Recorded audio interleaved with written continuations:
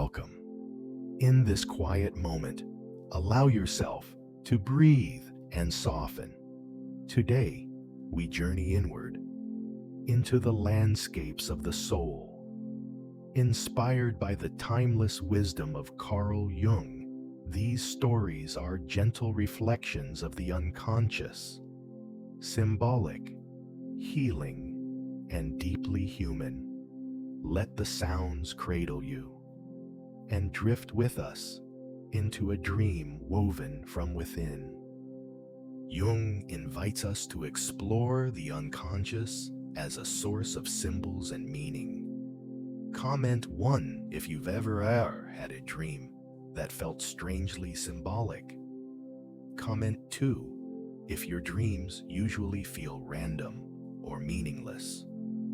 Carl Gustav Jung, 1875 to 1961, stands as one of the most influential thinkers of the 20th century, shaping not only psychology, but also philosophy, cultural studies, and religious thought.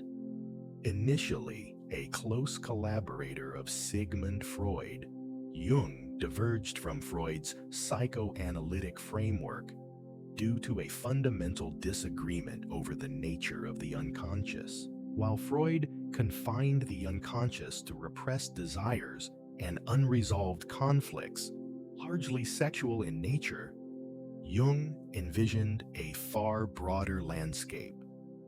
For Jung, the unconscious was not merely a personal repository of forgotten experiences, but also a collective domain shared by humanity, containing universal patterns of meaning. This divergence was not a minor disagreement, but a seismic intellectual rift. Freud sought to reduce myth, religion, and dreams to expressions of repressed instinct. Jung, in contrast, believed these phenomena revealed the psyche's deepest truths and pointed toward human wholeness. His lifelong project became the exploration of the psyche as a dynamic system of consciousness and unconsciousness, striving for balance and integration. At the heart of Jung's thought lies his theory of the unconscious. Jung distinguished between two levels: the personal unconscious and the collective unconscious. The personal unconscious is akin to Freud's conception. It houses forgotten experiences, suppressed emotions, and unprocessed feelings. This level shapes our complexes, clusters of emotionally charged ideas, often revolving around themes like power, family, or guilt. A person with a mother complex, for instance, might unconsciously project unresolved feelings about their mother onto other women. But Jung's most radical idea was the collective unconscious. Unlike the personal layer, the collective unconscious is transpersonal, containing patterns that are universal across cultures and eras. These are the archetypes, primordial images or motifs that recur in myths, religions, and dreams worldwide. The hero, the great mother, the wise old man, the trickster, death, and rebirth are examples. These figures are not learned but inherited. They emerge spontaneously in art, religion, and personal imagination. The unconscious communicates with the conscious mind through symbolic channels, dreams, fantasies, neurotic symptoms, and even slips of the tongue. Jung stressed that these are not meaningless disturbances, but meaningful messages.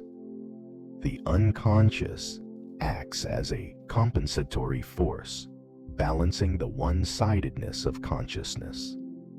For example, If a person is excessively rational, their dreams may present vivid emotional images to restore equilibrium. Far from being merely pathological, the unconscious is a source of wisdom, creativity, and guidance towards psychological growth. Central to Jung's philosophy is the notion of archetypes.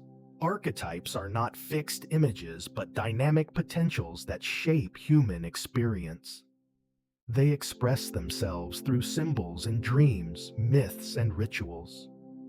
For instance, the hero archetype manifests in countless cultural narratives, from the Greek myths of Heracles to modern films like Star Wars. The mother archetype can appear as nurturing and life-giving, but also as devouring or destructive. This duality illustrates Jung's insistence that archetypes are ambivalent. They embody both light and shadow. The shadow archetype, perhaps the most famous, represents the rejected, hidden aspects of the personality. Encountering the shadow is often unsettling, but for Jung, it is essential for growth. Jung argued that symbols are the natural language of the unconscious. Unlike rational concepts, symbols condense multiple meanings and point beyond themselves. Religious icons, mythological motifs, and even artistic images function as symbols that bridge the conscious and unconscious realms. For Jung, symbols were not illusions to be debunked, but profound expressions of the psyche's inner life. This symbolic dimension explains why Jung took religion and mythology seriously, not as literal truths, but as psychological realities. He believed that myths embody archetypal patterns and provide a framework for individuals to navigate existential questions, life, death, meaning, and transformation. Jung's model of the psyche includes several key components: the ego, the persona, the shadow, the anima, animus, and the self. The ego represents the conscious sense of identity. It is necessary, but limited. The persona is the social mask we wear to adapt to society. While useful, over-identification with the persona leads to superficiality. The shadow contains the disowned aspects of the self, qualities we deny or repress, such as aggression, envy, or vulnerability. Confronting the shadow is crucial for authenticity. The anima in men and animus in women symbolize the contrasexual dimension of the psyche, balancing masculine and feminine energies. Above all stands the self, the archetype of wholeness. The self is not identical with the ego, but represents the totality of the psyche, both conscious and unconscious. The journey toward the self unfolds through individuation. This process involves integrating the shadow, reconciling with the anima, animus, and recognizing the deeper unity of the psyche.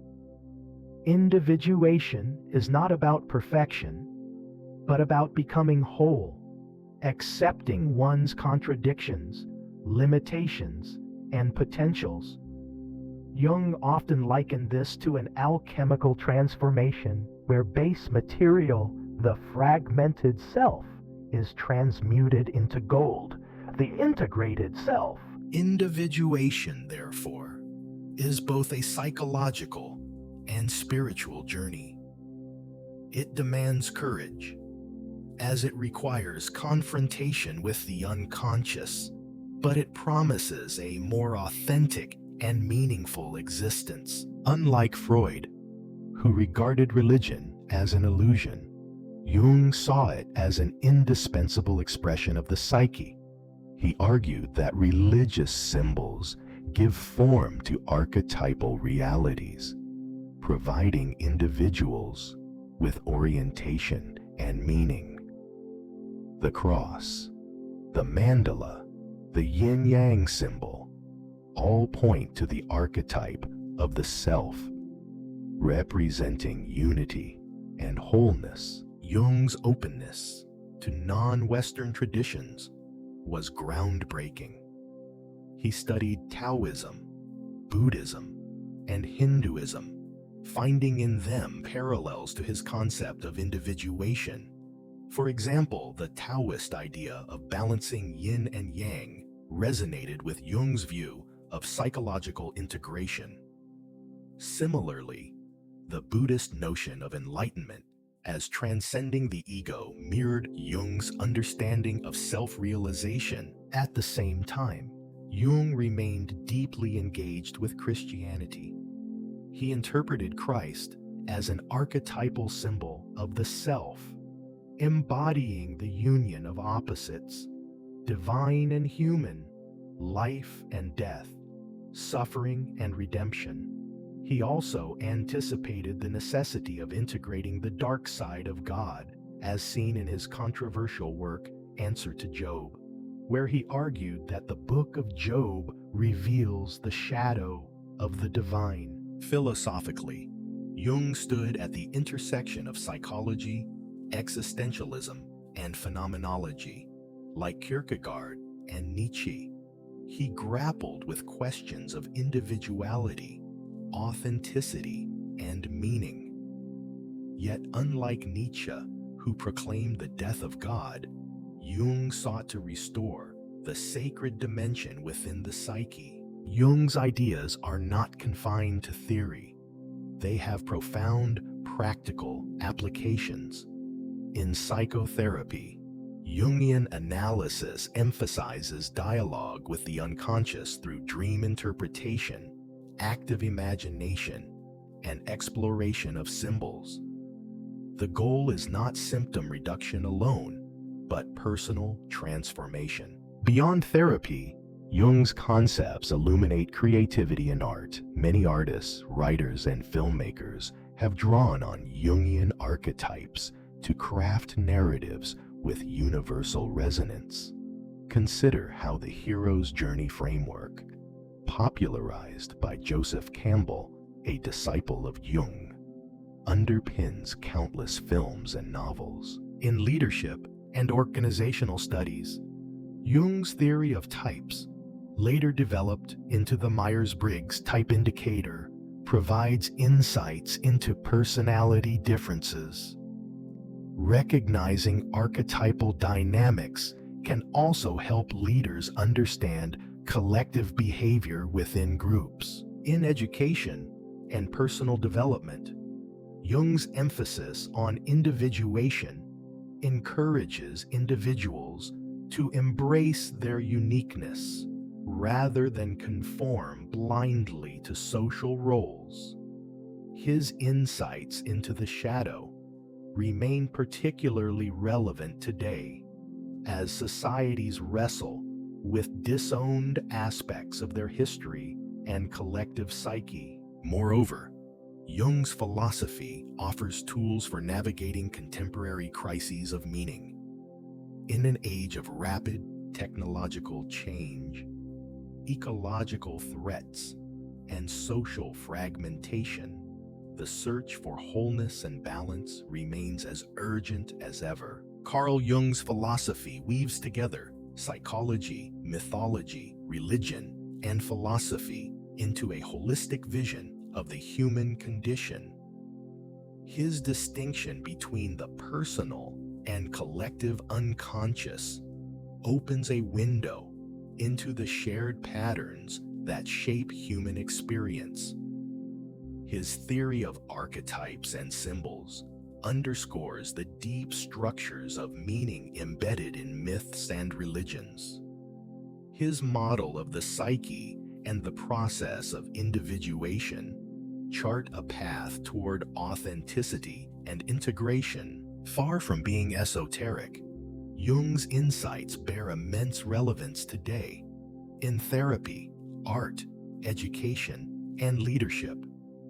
His openness to cross-cultural wisdom anticipates a global perspective on the psyche, while his respect for symbols and religion restores depth to human life in an increasingly secular world. Ultimately, Jung's philosophy challenges us to embrace the full complexity of our being.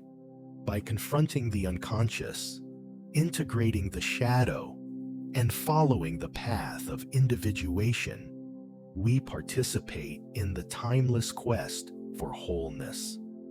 Jung reminds us that the psyche is not a battlefield of repressed drives, but a living system oriented toward growth, meaning, and transformation.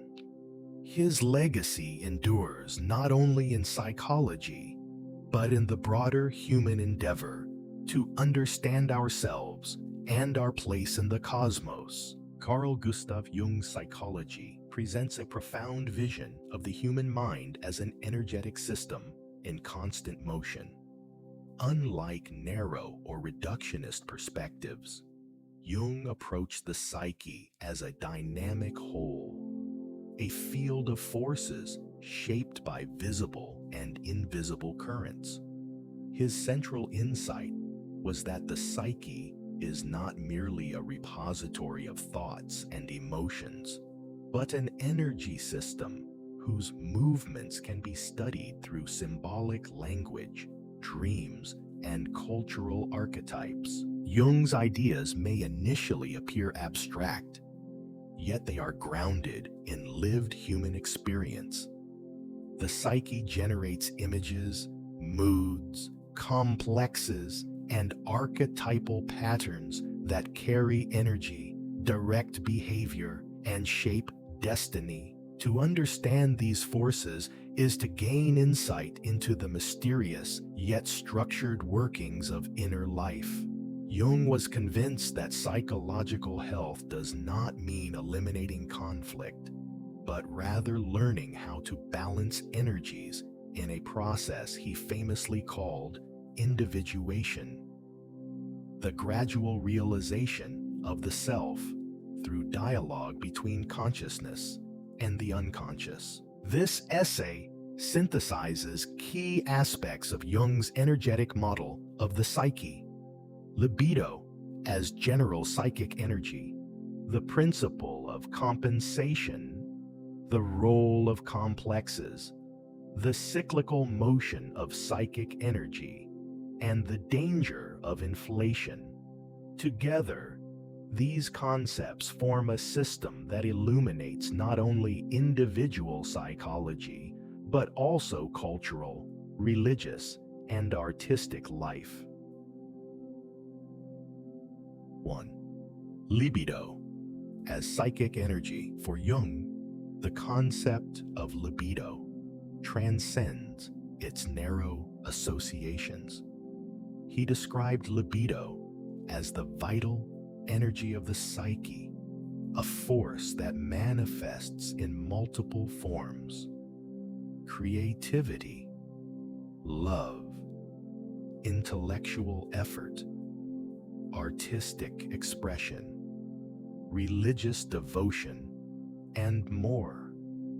In his vision, libido is not a single drive, but a polymorphous current, flowing into countless channels of human activity. This psychic energy can be directed outward toward the world, shaping art, relationships, inventions, or political movements, or inward toward the depths of the unconscious, generating symbolic dreams, inner images, and spiritual experiences.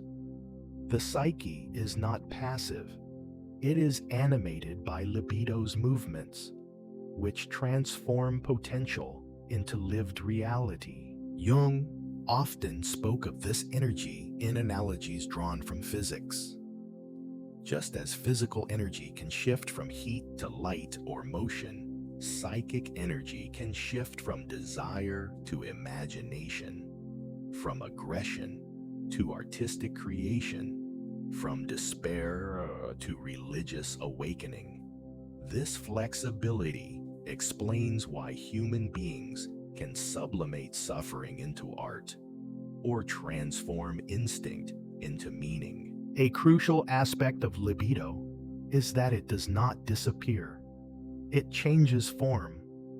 Energy denied in one domain seeks expression elsewhere. For example, someone who represses emotional expression might experience intense dream imagery, psychosomatic symptoms, or sudden creative impulses. This dynamic underscores the importance of recognizing libido as a whole life force, not a fragmentary impulse. In daily life, libido fuels both the ordinary and the extraordinary. The devotion of a scientist to years of research, the rapture of a poet before an image, the tender care of a parent for a child. All of these reflect psychic energy flowing into particular forms.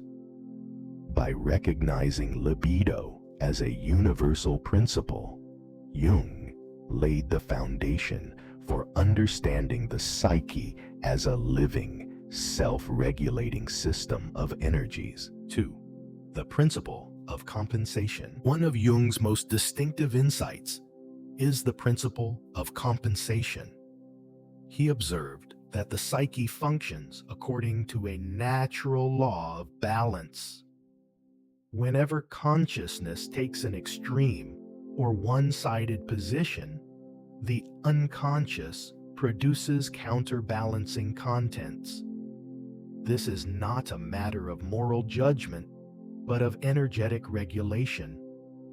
The unconscious strives to restore equilibrium in much the same way that nature maintains homeostasis. Dreams are the clearest expression of this principle. When someone's waking life is dominated by rationality and cold calculation, their dreams often erupt with irrational, emotional, or chaotic images. If an individual is excessively identified with virtue, dreams may present them with morally questionable or shadowy figures.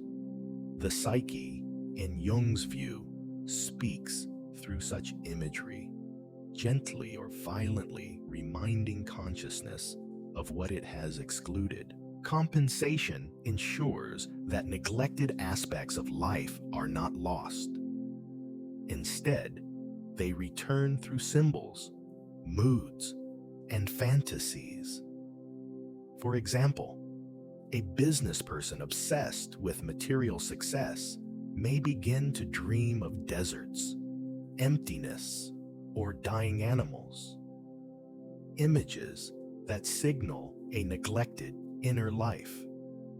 Conversely, someone immersed only in imagination may be confronted with dreams of harsh physical realities or obligations, urging them to engage with the external world. This principle reveals that imbalance in the psyche cannot persist indefinitely. Consciousness may attempt to repress, deny, or ignore certain truths, but the unconscious compensates. It does so not to punish, but to restore wholeness.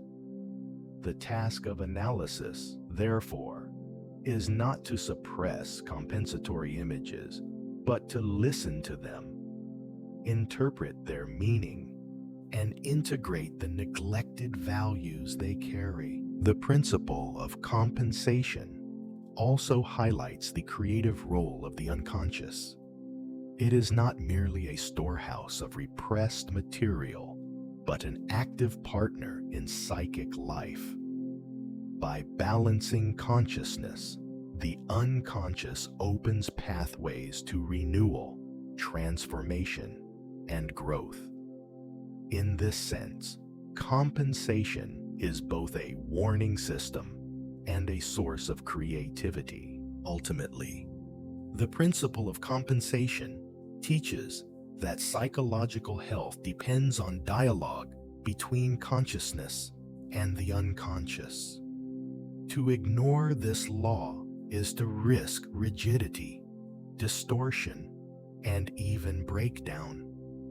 To respect it is to live in dynamic balance, attuned to the symbolic language of the inner world. 3. Complexes as autonomous clusters of energy. In Jung's energetic model of the psyche, complexes play a central role. A complex is not merely a troubling memory or a cluster of repressed thoughts. It is an autonomous center of psychic energy within the larger field of the psyche. Complexes arise when emotionally charged experiences, often from early life, crystallize into patterns that continue to influence perception, feeling, and behavior long after the original event. Jung emphasized that complexes are not inherently pathological. They are structural features of the psyche, dynamic nodes around which psychic energy gathers. Some complexes are benign or even beneficial, fueling ambition, creativity, or deep relationships. Others can become disruptive, intruding into consciousness with disproportionate emotions, irrational fears, or compulsive behaviors. What makes a complex powerful is not its content alone, but the intensity of psychic energy invested in it. A distinctive feature of complexes is their autonomy. Jung noted that they can behave like splinter psyches, temporarily seizing control of thought and action. When someone suddenly overreacts in anger, collapses in shame, or falls into inexplicable despair, it is often a complex that has been activated.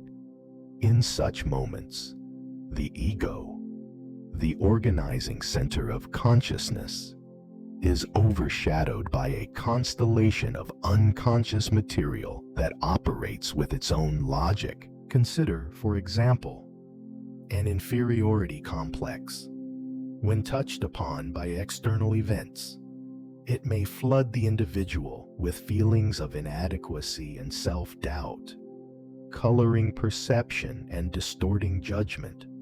A power complex, by contrast, may drive someone to dominate situations and people, often against their conscious intentions. Complexes are not chosen. They erupt spontaneously, revealing the psyche's multiplicity. Jung connected complexes with the deeper structures of the collective unconscious. At their core, many complexes are shaped by archetypes, universal patterns of human experience. A mother complex, for instance, may be energized by the archetype of the Great Mother, manifesting as nurturing devotion or devouring possessiveness.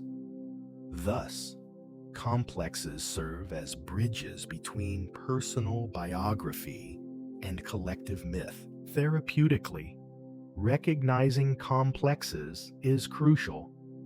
By bringing them into awareness, individuals can loosen their grip and regain freedom. The goal is not to destroy complexes, an impossible task, but to integrate them into the broader personality. Complexes, once acknowledged, can become sources of creativity, depth, and empathy, rather than blind spots or compulsions. In Jung's vision, the psyche is not a monolithic structure, but a dynamic multiplicity, and complexes are the sub-centers of energy that reveal this truth. To understand oneself is to learn the geography of one's complexes and to navigate them consciously rather than being unconsciously possessed. 4. The cyclical motion of psychic energy. Jung envisioned psychic energy as following rhythms and cycles, rather than flowing in a straight linear path. Just as nature expresses itself in seasons, tides, and planetary orbits, so too does the psyche move in patterns of advance and retreat, expansion and contraction. This principle helps explain the ebb and flow of motivation, creativity, and emotional life. At times, energy surges outward in a forward drive toward goals, achievements, and external engagement. These are periods of progression when the individual is oriented toward action in the world. Such phases are marked by productivity, exploration, and the pursuit of new possibilities. Yet this outward motion is never permanent. Inevitably, energy turns inward again, retreating into the depths of the unconscious.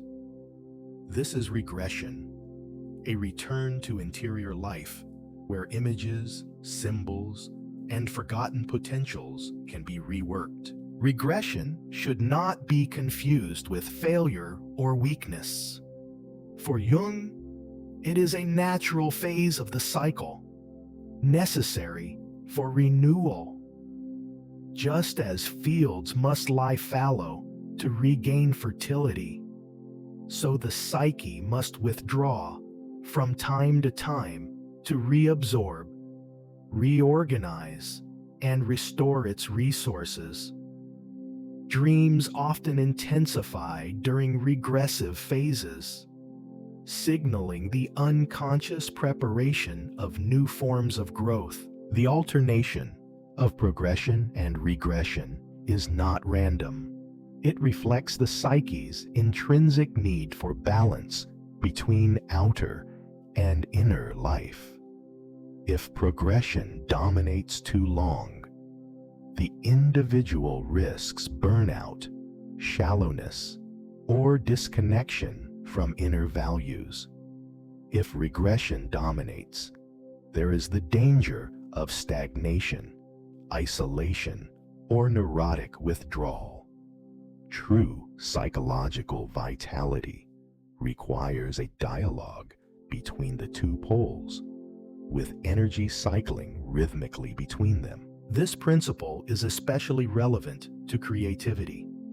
Artists, thinkers, and innovators often experience alternating phases of outward creation and inward retreat.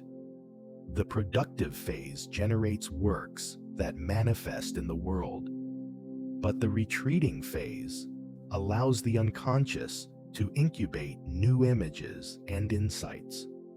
The cyclical rhythm sustains the continuity of creative life, preventing exhaustion and keeping imagination fertile. On a broader scale, Jung saw this pattern reflected in cultures and epochs. Civilizations surge forward with discovery, conquest, or technological innovation, and later retreat into periods of reflection, myth-making, or spiritual renewal. History itself, in his view, is animated by the cyclic motion of collective psychic energy. In sum, the psyche's energy does not move only in one direction. Its natural rhythm is a spiral dance of advance and retreat, each phase preparing the other. To live in harmony with this rhythm is to embrace both activity and rest, both outward striving and inward renewal. The psyche thrives when its cyclical nature is respected, for only then can its energies unfold in their full richness. 5. Inflation, the ego. Identified with archetypes. Among Jung's most penetrating warnings is his description of inflation. This phenomenon occurs when the ego, the conscious center of identity, becomes overwhelmed by and identified with the vast energies of the unconscious, especially archetypal forces. Instead of maintaining its modest role as one part of the psyche, the ego expands beyond proportion, mistaking itself for something larger, grander, even divine. Inflation can manifest in subtle or dramatic forms. On the personal level, it may appear as exaggerated self-importance, a conviction of special destiny, or the illusion of absolute certainty. On the cultural level, inflation often underlies movements of fanaticism, collective delusions, or the rise of charismatic figures who claim superhuman authority. In both cases, the individual or group has fused with an archetypal image, confusing symbolic power with personal possession. The danger of inflation is that it disrupts balance and blinds the individual to limitation. The ego, inflated with archetypal energy, loses its capacity for self-reflection. A person caught in inflation may believe themselves invulnerable, uniquely chosen, or exempt from ordinary rules. History provides countless examples. Leaders who imagine themselves as saviors, prophets who collapse under delusions of omniscience, or artists whose grandiosity isolates them from reality. Jung stressed that inflation is not merely arrogance or pride. It is a psychic condition in which the boundary between the ego and the archetypal unconscious has collapsed. The archetype, which should be encountered as a symbol pointing beyond the self, is instead mistaken for the self. The ego is carried away on a tide of mythic energy, confusing its own finite identity with the infinite depths it has touched. Dreams and fantasies often reveal inflation. A person may dream of being a king, a god, or a cosmic hero, symbols that indicate the ego has been seized by archetypal material. While such images may carry insight, they are perilous when taken literally. To identify with them is to confuse one's limited individuality with transpersonal reality. The therapeutic task in cases of inflation is delicate. The goal is not to suppress archetypal energy, but to differentiate the ego from it. Symbols must be interpreted, not possessed. The ego must learn humility, the recognition of its relative place within the larger psyche.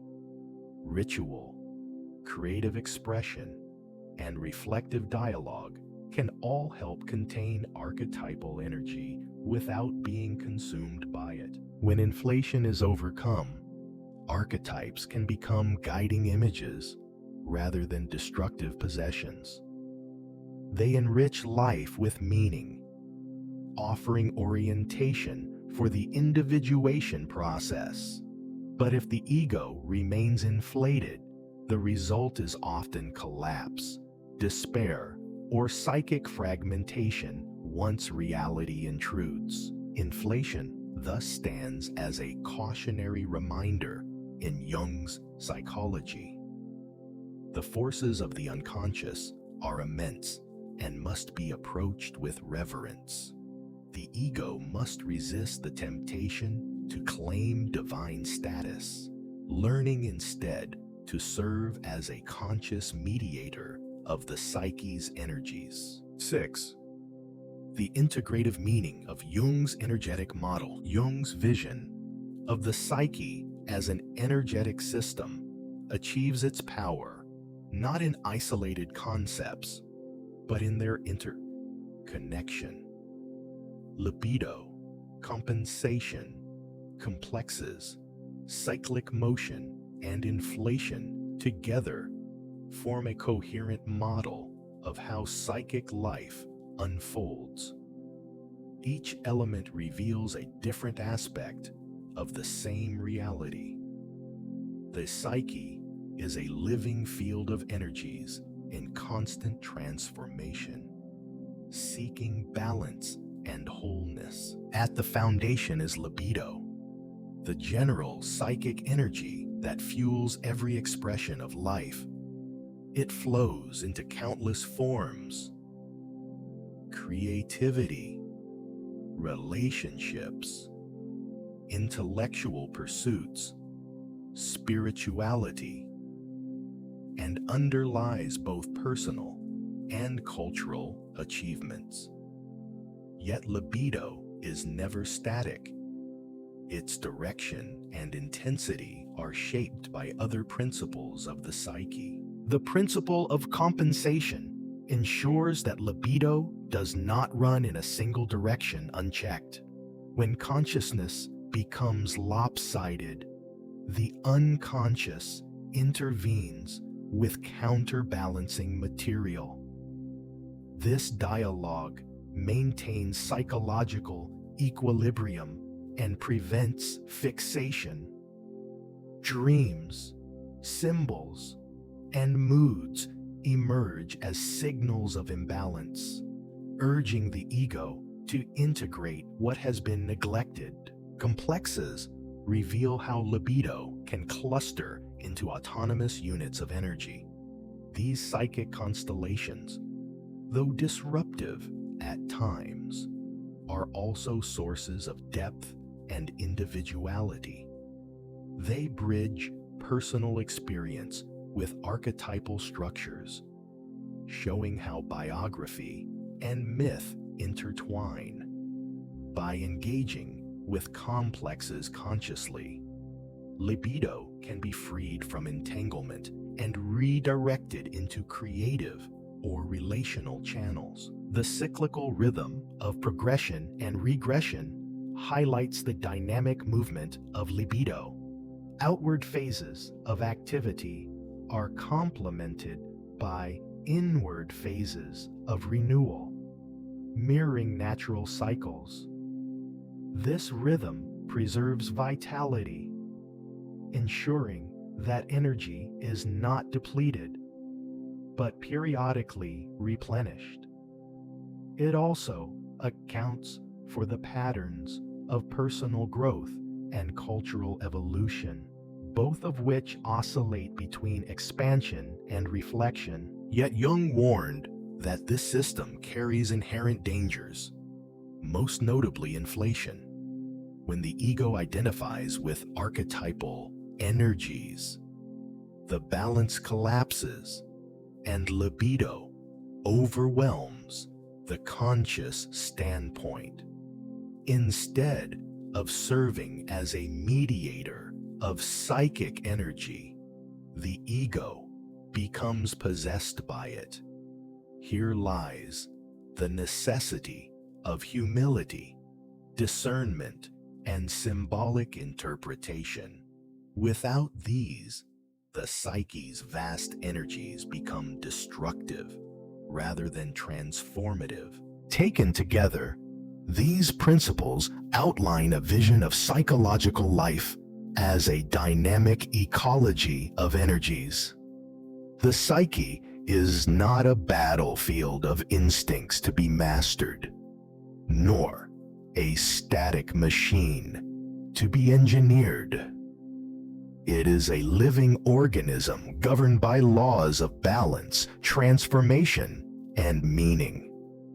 Jung's model respects both the autonomy of unconscious forces and the responsibility of consciousness to engage them. The integrative lesson is that wholeness emerges not through control or suppression, but through dialogue and balance. To live in tune with the psyche's energetic system is to embrace paradox. Activity and rest, reason and imagination, individuality and universality. Such a life does not eliminate conflict, but transforms it into the fuel of individuation, the lifelong process of becoming who one truly is. Jung believed that conflict in the psyche could actually be transformative when balanced consciously. Comment 1. If you feel conflict has helped you grow. Comment 2. If you usually see conflict only as a disruption. Carl Jung's philosophy of personality, introversion, extroversion, and the dynamics of the psyche. The nature of extroversion. Extroversion, in Jung's terms, is not merely sociability, although sociability is often a visible manifestation. Rather, it is the orientation of psychic energy outward toward people, events, and action. The extroverted person thrives on engagement with the external world. Their attention flows naturally toward what is happening around them, and they are energized by interaction and activity. Jung emphasized that extroverts are attuned to the object. By object, he meant not only physical things, but also other people, cultural trends, and collective events. The extrovert finds meaning in participation, achievement, and outward expression. Action is often more compelling to them than reflection, and they tend to evaluate themselves by external standards. Their confidence comes from alignment with the social world, and they often adapt well to changing circumstances because their energy follows external demands. However, Jung also noted potential dangers. Over-identification with the external world may cause the extrovert to neglect their inner life. When this happens, they may become restless, dependent on constant stimulation, or vulnerable to losing a sense of individuality.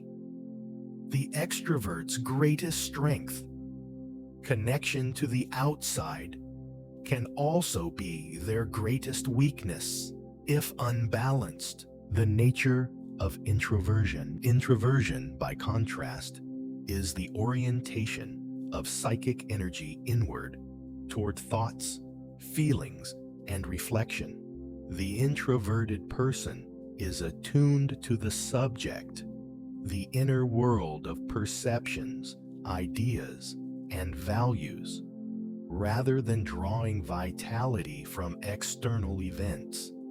They find energy in solitude, contemplation, and self-examination. Jung described introverts as cautious in their dealings with the external world, not because they reject it, but because they prioritize internal meaning. An introverted person may experience external situations as overwhelming or distracting if they intrude on their inner focus. They process experiences deeply and may take longer to act, but when they do, their actions are often grounded in careful consideration. The introvert's strength lies in their independence from external approval.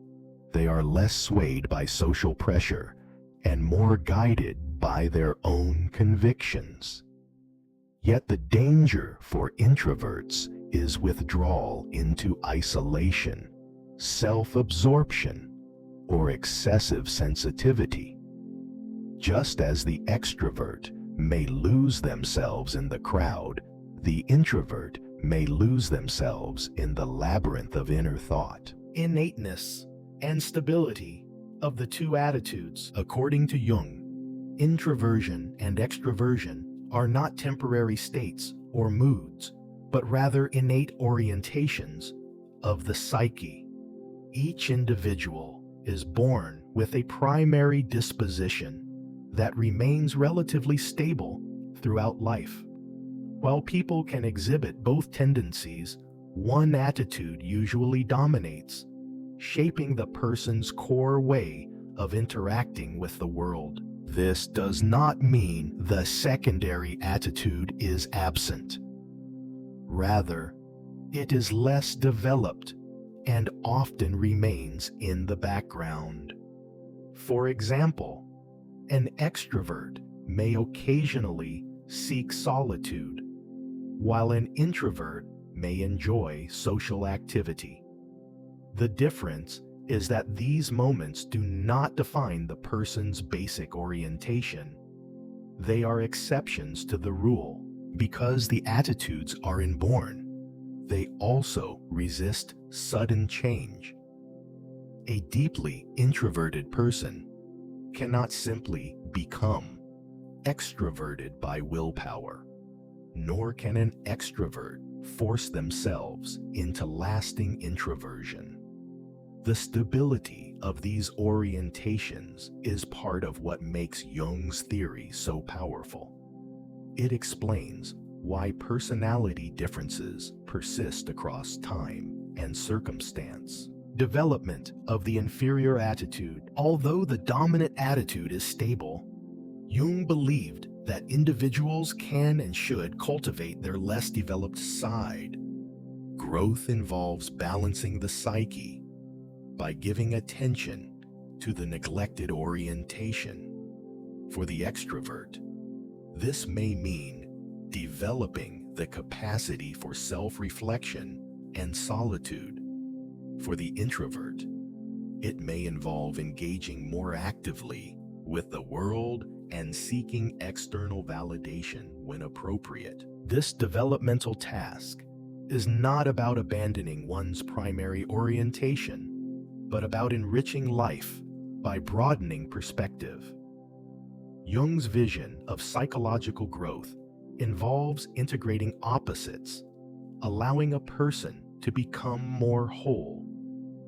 By developing the inferior attitude, individuals become less one-sided, better equipped to handle challenges, and more open to transformation. The compensatory role of the unconscious. Jung placed great emphasis on the role of the unconscious in balancing the psyche. He observed that when the conscious mind is dominated by one orientation, the unconscious compensates by expressing the opposite. Thus, an extrovert who is outwardly focused may experience dreams filled with inward reflection, symbolic images, or solitary figures. Conversely, an introvert may dream of lively gatherings, public recognition, or intense social encounters. This compensatory mechanism ensures that no one is entirely cut off from either orientation. The unconscious continually attempts to restore equilibrium, reminding the individual of neglected aspects of their personality. Ignoring these messages can lead to psychological conflict, while engaging with them can open the door to self-discovery and integration. Dreams, fantasies, and even slips of the tongue may reveal the compensatory voice of the unconscious. For Jung, this was not accidental, but part of the psyche's natural striving toward wholeness, a process he called individuation. implications for social relationships. Jung's theory provides a powerful framework for understanding social dynamics. Many misunderstandings and conflicts arise from differences in orientation. The extrovert may perceive the introvert as aloof, distant, or overly cautious. The introvert, in turn, may see the extrovert as shallow, intrusive, or overly dependent on external approval. These judgments often mask a failure to appreciate the other's perspective. Extroverts and introverts value different sources of meaning. One looks outward, the other inward. Recognizing this distinction can foster tolerance and empathy. Rather than labeling the other as flawed, individuals can learn to appreciate complementary strengths. In groups, the two attitudes contribute different qualities. Extroverts bring energy, initiative, and adaptability, while introverts contribute depth, reflection, and independence. When balanced, these traits create synergy. When unbalanced, they produce friction. Understanding Jung's framework helps explain both outcomes. The broader significance of Jung's typology. Jung's distinction between introversion and extroversion is not only a psychological observation, but also a philosophical statement about human existence. It reflects the dual nature of life itself, the interplay between subject and object, self and world, inner and outer. Jung saw these orientations as archetypal patterns rooted in the collective psyche, expressing fundamental truths about how humans relate to reality. This vision also underlies his broader contributions to depth psychology, including his theories of archetypes, the collective unconscious, and individuation. The polarity of introversion and extroversion serves as a foundation for understanding the dynamic structure of the psyche, where balance is never static, but always in motion. Carl Jung's philosophy of personality, centered on the two fundamental attitudes of introversion and extroversion, offers profound insights into the human condition. These orientations are innate and stable, shaping how individuals direct their psychic energy. Yet they are also complementary, with the unconscious striving to balance the dominant attitude by expressing its opposite. Growth involves developing the weaker orientation, leading toward greater wholeness. In social life, these differences explain both conflict and cooperation. By recognizing the validity of both perspectives, individuals and communities can learn to embrace diversity of personality. Jung's legacy lies in his vision of the psyche as a dynamic, self-regulating system that seeks integration. His typology remains relevant not only for psychology, but also for philosophy, relationships, and the quest for meaning. The four functions. In Carl Jung's system of analytical psychology, the human psyche does not merely perceive or process reality in a uniform way. Instead, Jung proposed that the mind is structured to handle information through four primary psychological functions: thinking, feeling, sensation, and intuition. Each function represents a distinct way of interpreting experience and making sense of the world. Together, They provide a comprehensive model of how individuals engage with both the inner and outer dimensions of life. Jung's idea was not to suggest that everyone uses all functions equally, but that each person tends to privilege one function as dominant. The other functions remain secondary, less developed, or even unconscious. This imbalance both defines a person's strengths and creates their psychological blind spots. For Jung, true individuation required a growing awareness of all four functions and an eventual effort to balance them through the transcendent function, a psychological mechanism for reconciling opposites. The thinking function is characterized by logical reasoning, objectivity, and analysis. When this function is dominant, an individual tends to evaluate the world through structures of cause and effect, rules and rational coherence. Nature of thinking. It aims to establish truth by building conceptual frameworks, applying logical order. Strengths. Provides clarity, precision, and a sense of detachment that allows for problem solving without emotional distortion. Limitations. Over-reliance on thinking can result in a cold, detached approach to life, where human values and relationships are neglected in favor of systems and abstractions. Thinking as a function is not about intelligence per se, but about the preferred way of assessing information. For example, a person strong in thinking might analyze a moral dilemma by weighing evidence, examining precedents, and applying universal principles rather than considering emotional consequences. Feeling, by contrast, the feeling function involves evaluation through personal and social values, harmony, and effective responses. Despite its name, Jung emphasized that feeling is not synonymous with being emotional. It is instead a rational function because it makes judgments based on subjective worth. Nature of feeling. It asks, is this good or bad for me, for others, for the relationship?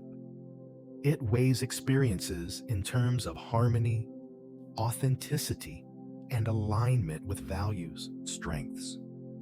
Feeling provides warmth, empathy, and the ability to build meaningful bonds. It brings depth to moral and aesthetic judgments. Limitations. When dominant, feeling can lead to subjectivity, indecision, or vulnerability to conflict when one's values are challenged. In Jung's framework, feeling complements thinking as its opposite pole. Where thinking seeks consistency and order, feeling seeks harmony and meaningful connection. Sensation. The sensation function is grounded in the immediate perception of reality through the senses. It emphasizes what is concrete, tangible, and verifiable. Nature of sensation.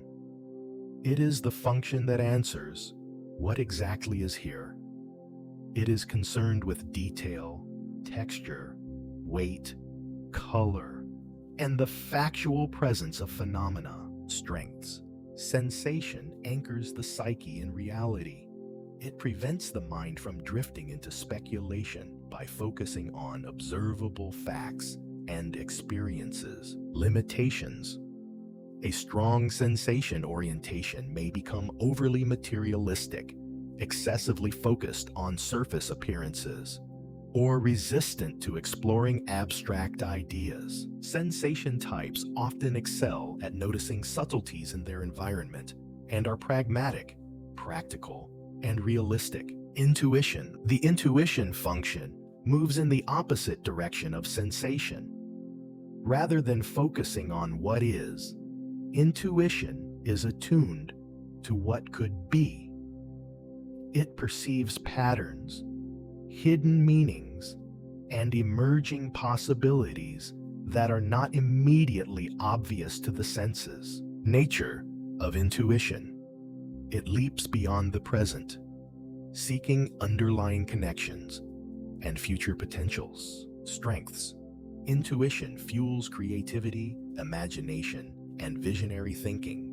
It allows individuals to grasp the bigger picture and sense directions of growth. Limitations.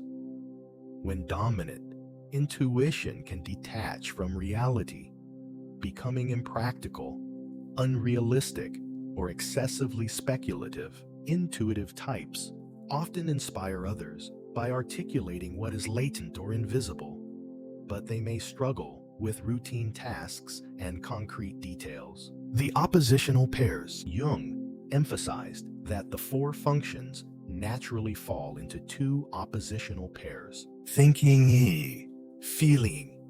Both are rational functions, but they evaluate reality differently. One through logical structure, the other through values. Sensation, intuition.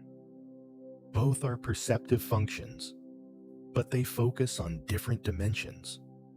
One on immediate facts, the other on possibilities. Because of these oppositions, no one can fully develop all four functions at the same time. The psyche tends to privilege one side, leaving the opposite side weaker or unconscious. For example, a strong thinker may struggle with feeling, and a strong intuitive may neglect sensation.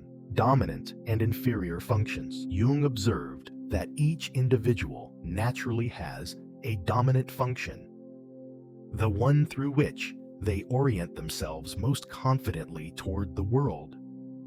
This dominant function shapes personality and strengths, but also creates vulnerability. Auxiliary functions. These serve to support the dominant function and balance it. Inferior function. This is the least developed, often repressed or unconscious. Yet, it exerts a powerful influence on behavior, sometimes surfacing under stress or in dreams. The interplay of these functions explains both the uniqueness of personality and the recurring challenges in self-understanding. Development, in Jung's view, involves a conscious effort to recognize and integrate the less developed functions. The transcendent function, the heart of Jung's philosophy, is the process of integration. The transcendent function is not one of the four functions, but a psychological mechanism that arises when opposites within the psyche are confronted and reconciled. Nature. It is a symbolic process that allows contradictions, such as thinking versus feeling or sensation versus intuition, to coexist and transform into a higher synthesis. Purpose. The transcendent function prevents rigidity and opens the individual to new attitudes, new solutions, and new ways of being. Outcome. When the transcendent function operates, one does not suppress one function for the sake of another, but creates a space where their opposites can communicate. For Jung, this dynamic was central to individuation, the lifelong process of becoming a whole and integrated self.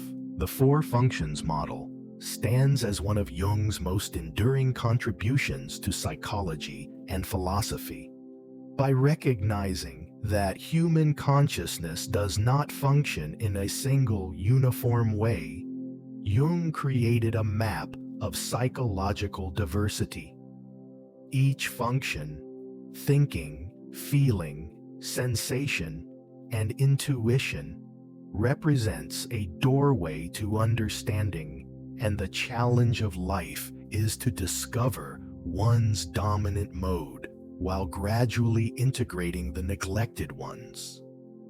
Ultimately, the transcendent function shows the way toward inner balance, creativity, and wholeness. Complexes in Carl Jung's philosophy. In the vast landscape of Carl Gustav Jung's psychology, the notion of complexes holds a particularly central place. Jung described complexes not as simple disturbances or defects of the psyche, but as vital clusters of psychic energy, charged with memory, emotion, and meaning.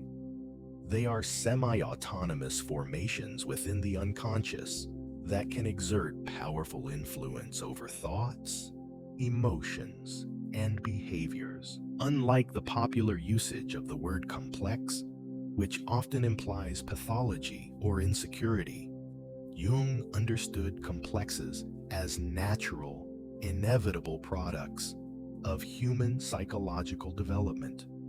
They are not inherently negative.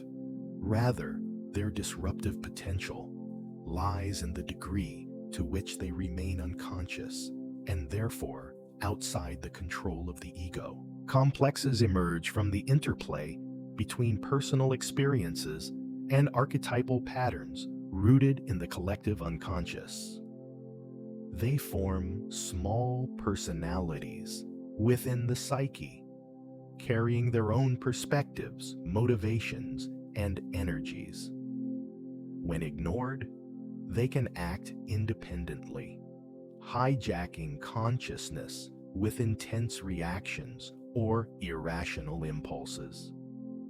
Yet when recognized and integrated, they can be transformed into sources of vitality, creativity, and passion. In this sense, complexes embody the paradox of Jung's psychology. The forces that threaten to fragment us are the very ones that, if integrated, can help us become whole. The formation of complexes. Complexes are born from experiences that carry deep emotional significance. When an individual undergoes a moment charged with strong affect, be it love, shame, fear, or grief, that experience imprints itself on the psyche. If such moments cluster around a universal theme or archetype, such as mother, father, child, or lover, they crystallize into a complex. For example, the repeated experiences of nurturing or neglect connected to one's mother do not merely create isolated memories.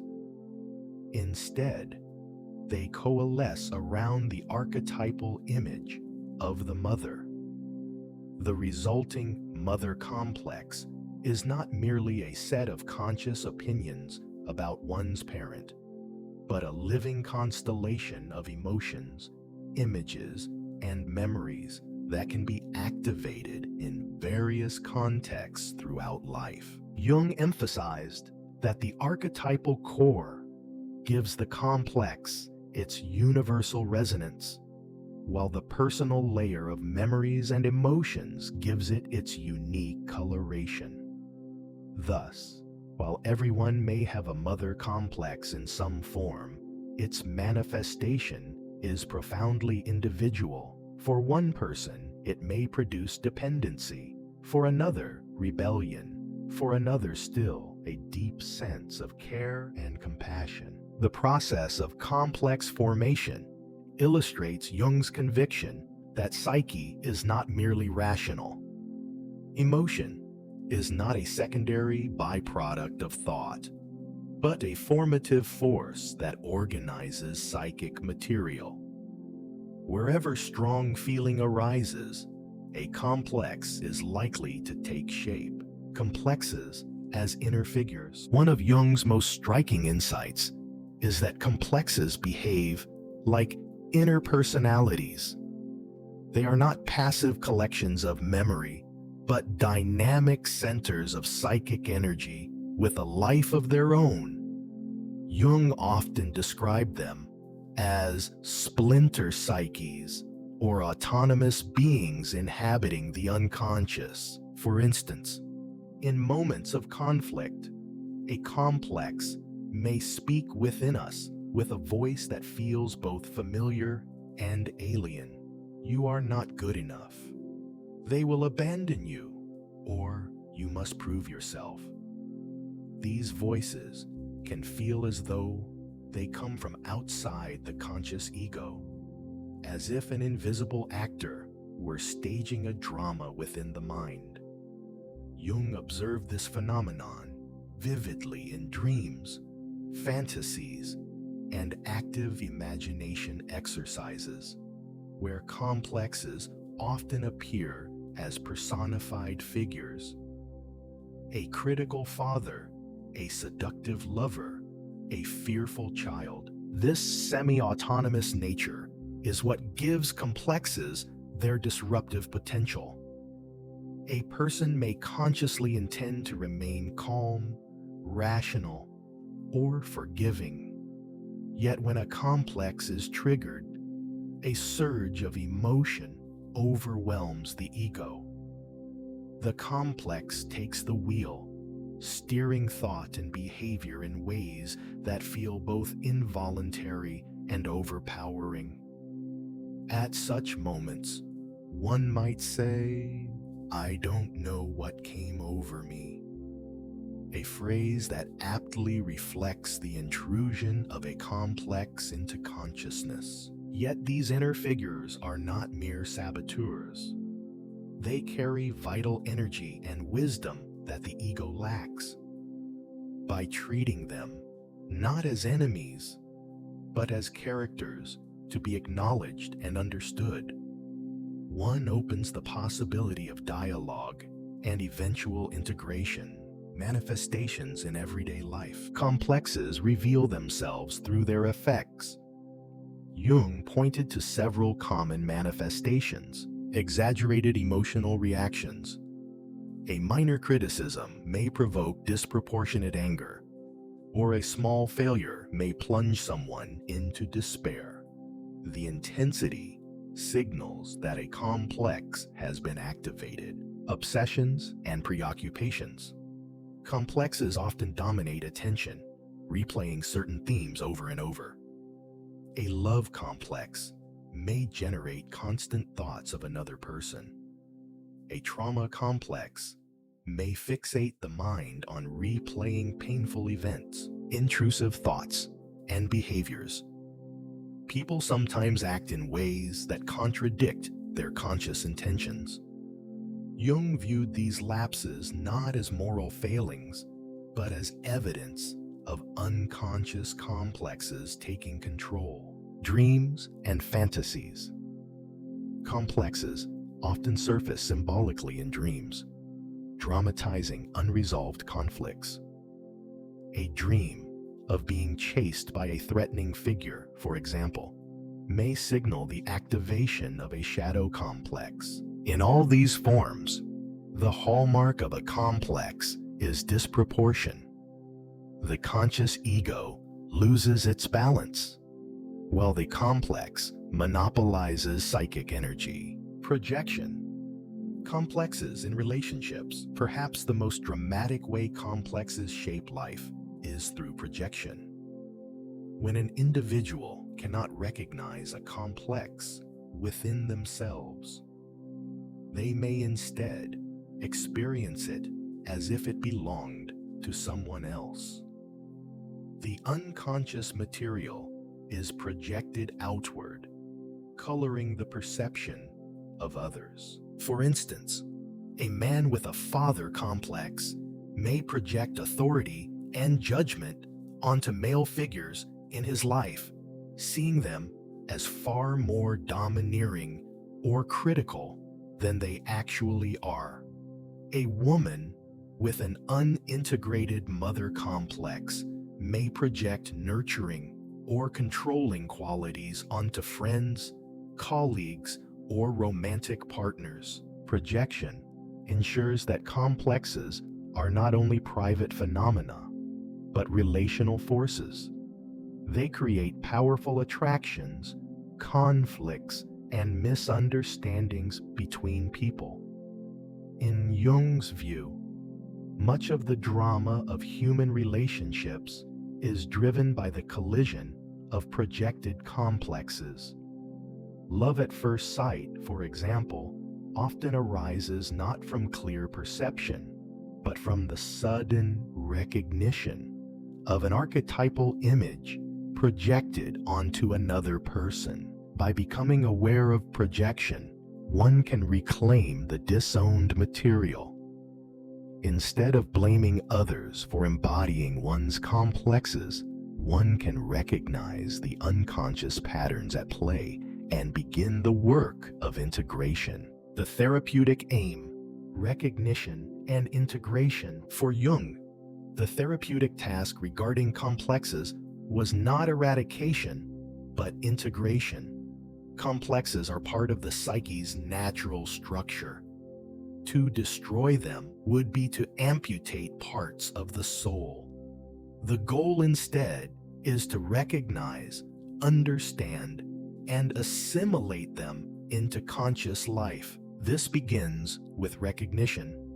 By noticing recurring emotional patterns, dreams, or relational difficulties, one can begin to identify the presence of a complex. Techniques such as dream analysis, active imagination, and free association can help bring complexes into view. The next step is dialogue. Jung encouraged treating complexes as interlocutors rather than adversaries. In active imagination, for example, one might engage the complex as a character in conversation, listening to its fears, desires, and demands. This approach respects the autonomy of the complex while preventing it from overwhelming the ego. Finally, the process aims at integration.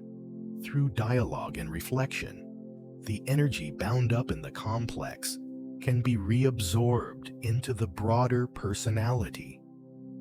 Instead of hijacking consciousness from the shadows, the complex becomes a recognized aspect of the self, contributing its perspective without dominating. Jung believed this process was essential to individuation, the journey of becoming whole.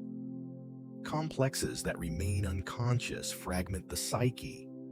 Complexes that are integrated enrich it. Complexes as sources of energy and creativity. When a complex is successfully integrated, its disruptive energy becomes a resource. Jung often described the psyche as a dynamic system of energy. A complex holds psychic energy hostage until it is acknowledged. Once integrated, that energy is released for constructive purposes. For example, a person who integrates a mother complex may transform their compulsive need for care into genuine compassion and nurturing for others. A father complex, once reconciled, may release the drive to pursue meaningful achievement without fear of authority.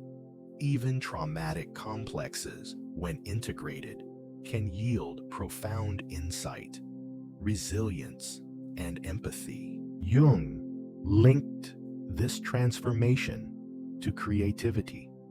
Many artists, writers, and thinkers draw on the raw material of their complexes, transmuting inner conflicts into art, literature, or philosophy.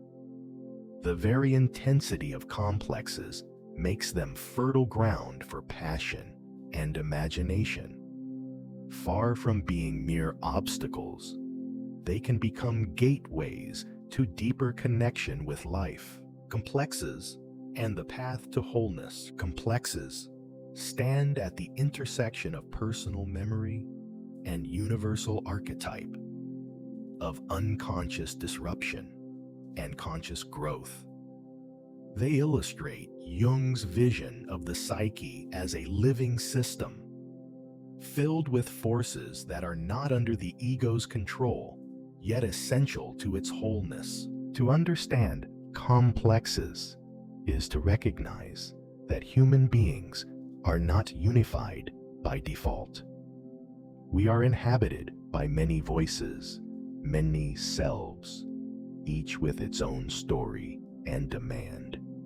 These inner figures can disrupt our lives when left unconscious, but they also carry the very energies we need for transformation. By acknowledging, dialoguing with, and integrating complexes, we turn fragmentation into richness, conflict into creativity, and suffering into meaning.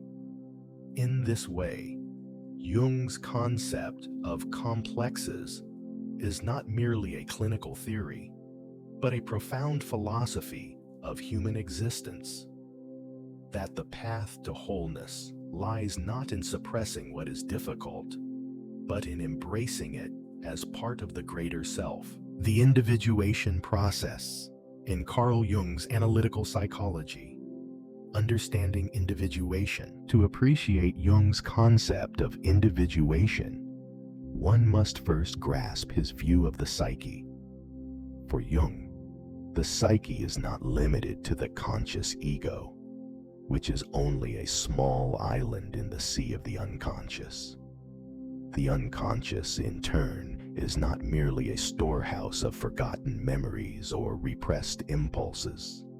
It is a vast realm that contains creative energies, symbolic patterns, and archetypes that shape human experience. Individuation refers to the process of integrating these unconscious dimensions with conscious awareness. In other words, it is the path toward becoming an undivided self. The term comes from the Latin individuus, meaning undivided or whole. Jung used it to describe the journey of uniting the fragmented elements of the personality into a coherent, balanced whole. A key aspect of individuation is the reconciliation of opposites. The human psyche is full of polarities, masculine and feminine, rational and irrational, light and dark, personal and collective. Left unintegrated, these opposites can manifest in destructive conflict, leading to neurosis, rigidity, or alienation. But when brought into conscious relationship with one another, they generate creative tension, producing growth and transformation. Jung described this as the transcendent function, the capacity of the psyche to give birth to a new attitude or synthesis through the integration of opposites. Individuation is not a luxury reserved for a few, but a necessity for psychological health. Without it, people risk being dominated by unconscious forces that express themselves in projections, compulsions, or destructive patterns. With it, individuals gain a sense of inner authority, depth, and authenticity. Life becomes not merely a series of external adaptations, but an inner adventure of meaning and integration. In this sense, individuation is both a deeply personal and a universal process. Each individual must walk their own path, confronting their unique inner conflicts and symbols. Yet the overall pattern follows archetypal structures that have appeared across cultures in myths, religions, and works of art. It is precisely this blending of the personal and the universal that gives Jung's vision its enduring appeal. Encountering the shadow, one of the first and most decisive stages in the individuation process is the confrontation with the shadow. Jung used the term shadow to describe the aspects of the personality that remain hidden, repressed, or denied because they are incompatible with the conscious self-image. These can include primitive instincts, socially unacceptable desires, aggressive impulses, or even qualities that are simply inconvenient for one's adopted identity. The shadow is not inherently evil, though it can manifest destructively if ignored.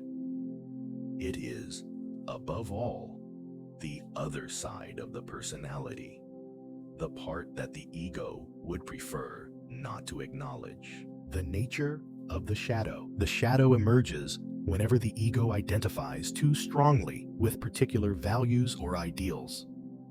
For example, someone who prides themselves on being kind and selfless may repress anger and selfish desires, which then take on a shadowy life of their own.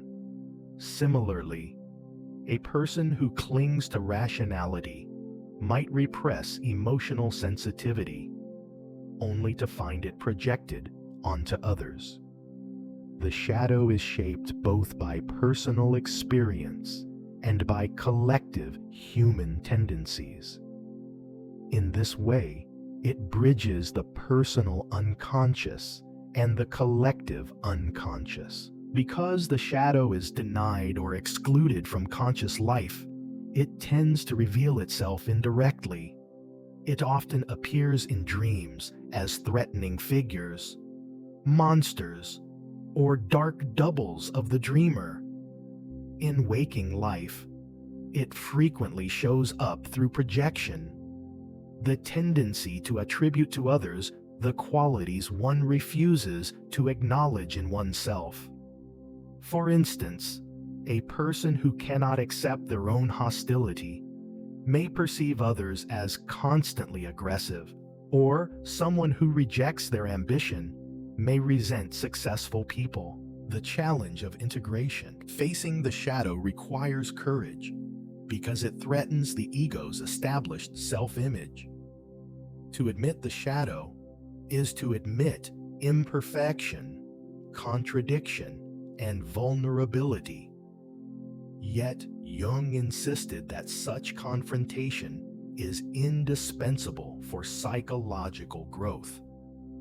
Without it, individuals remain trapped in illusions about themselves and are vulnerable to being overpowered by what they refuse to acknowledge. Integration of the shadow does not mean giving free rein to destructive impulses, nor does it mean erasing the distinction between good and evil.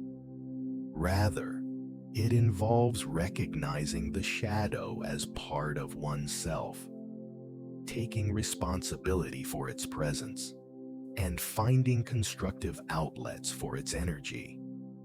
Jung often emphasized that the shadow contains not only negative traits, but also undeveloped potential.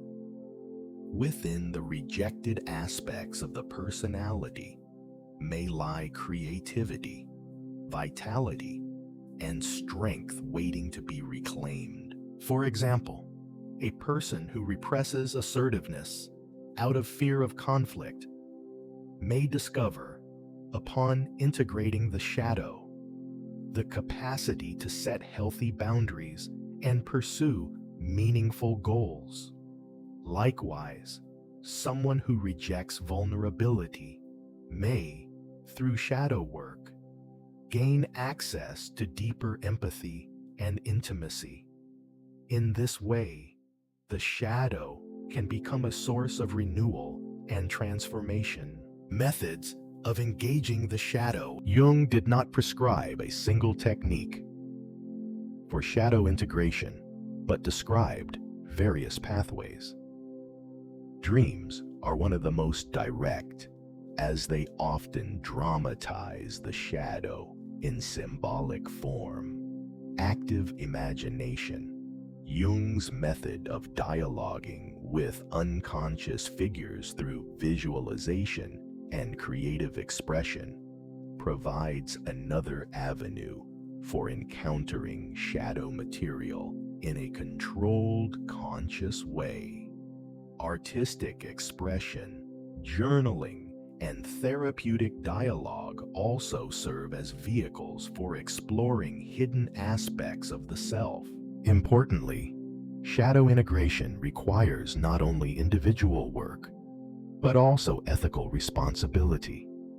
To accept one's aggression, envy, or arrogance does not mean indulging them at the expense of others.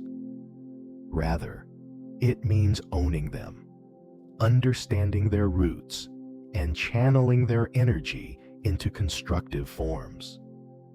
Jung's vision was not moral relativism, but moral wholeness.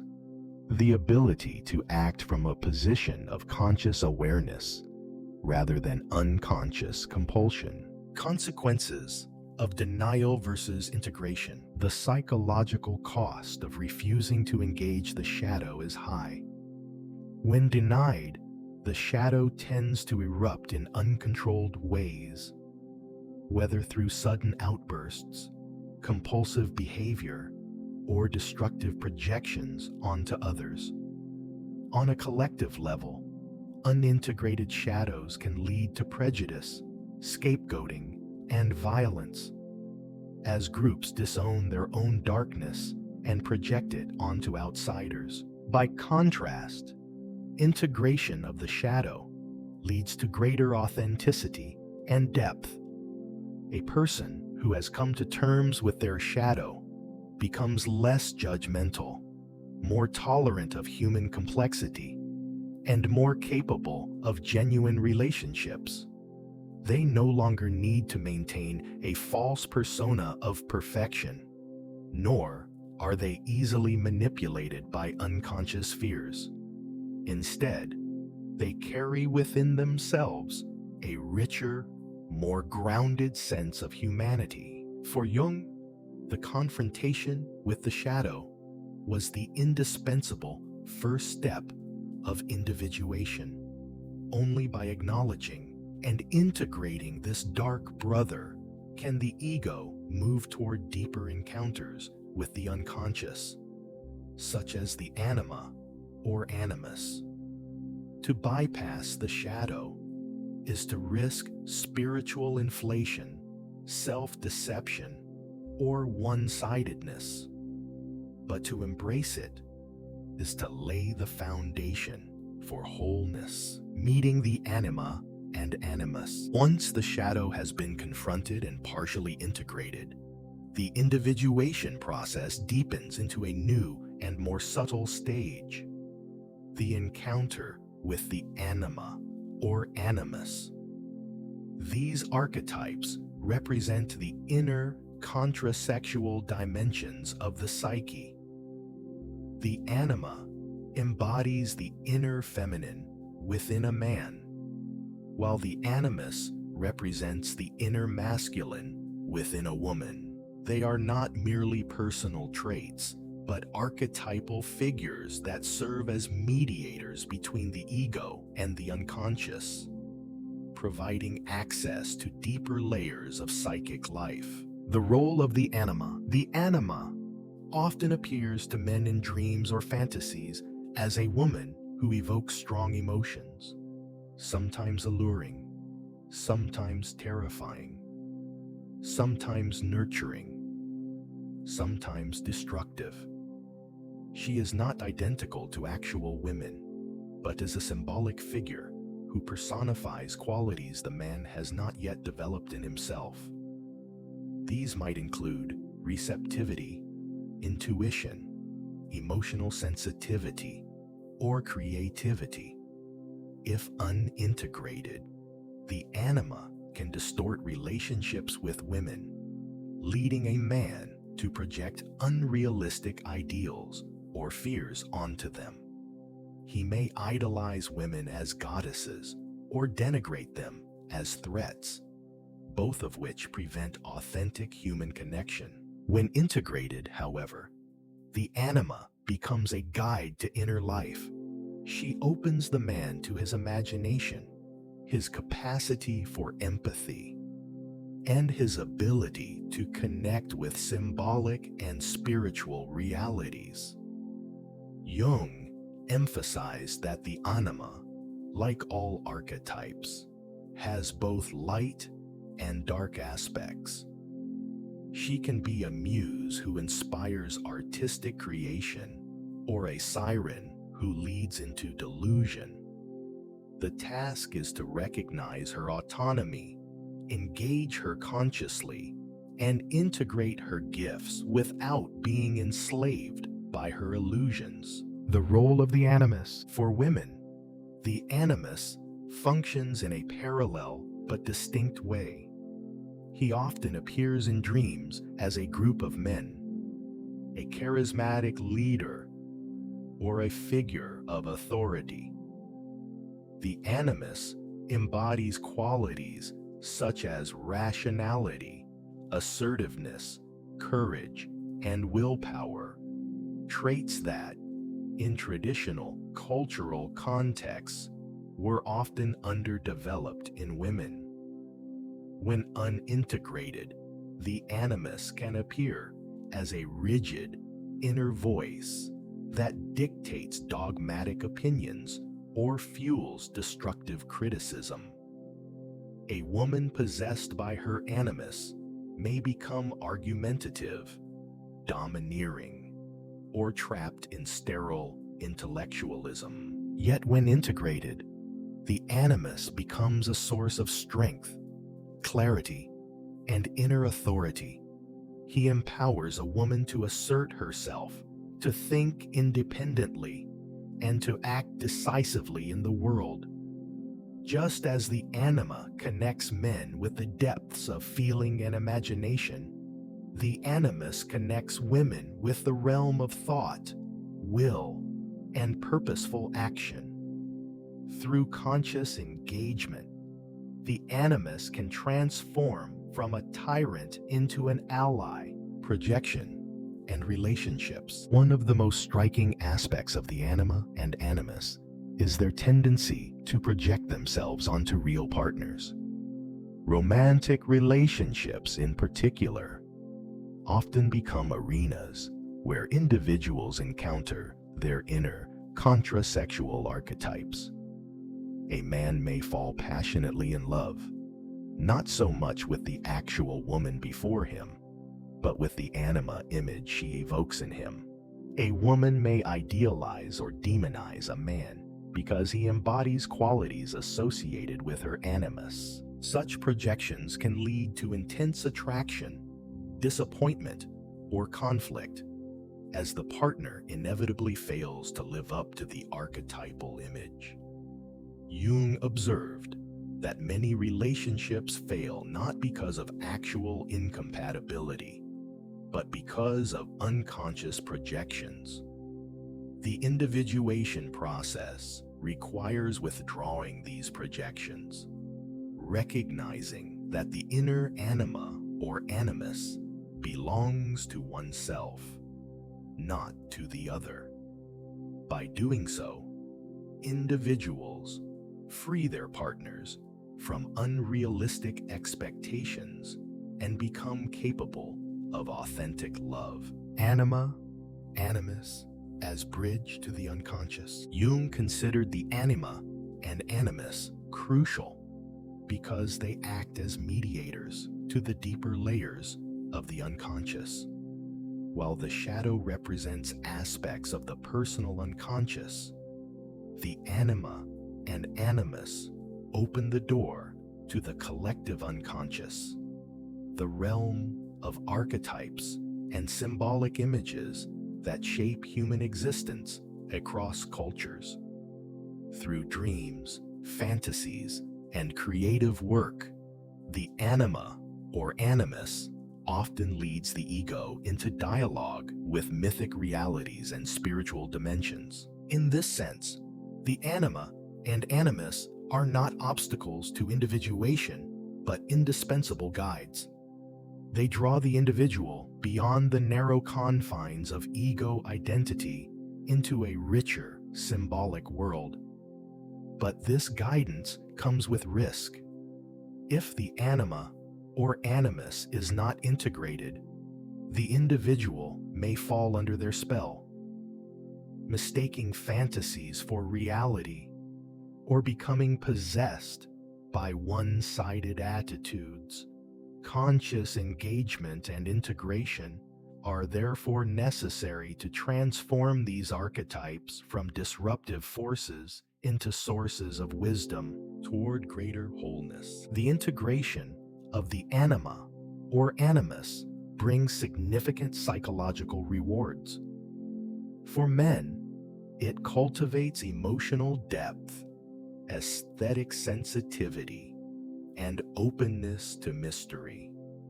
For women, it strengthens autonomy, intellectual clarity, and purposeful direction.